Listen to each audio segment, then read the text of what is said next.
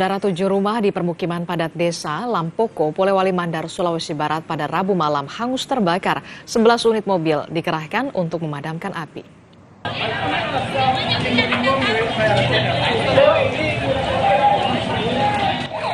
Tujuh rumah kayu ini ludes terbakar, cepatnya api menjalar membuat sebagian besar korban tidak bisa menyelamatkan harta benda.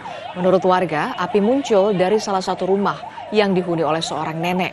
Diduga korban sedang memasak untuk keperluan peringatan Hari Raya Maulid. Api di kompor tungku membesar usai terjadi angin kencang.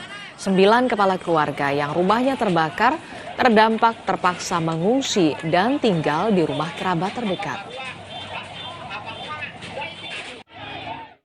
Penyebabnya untuk sementara ada aduan masyarakat, keterangan masyarakat bahwa ada masyarakat yang sedang memasak beras.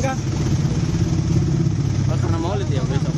Rencananya mungkin pada Maulid besok, makanya mereka lagi siap-siap. Tapi tidak waspada, angin juga sekitar pada saat itu kencang tadi sore, ya terjadi kebakaran. Itu dari dapur ya Pak ya? Ya, dari dapur. Ini butuh berapa lama Pak ini sampai bisa padam Pak?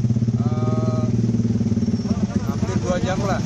Iya, angin kencang dan sementara ini ada 7 rumah yang baru kami data.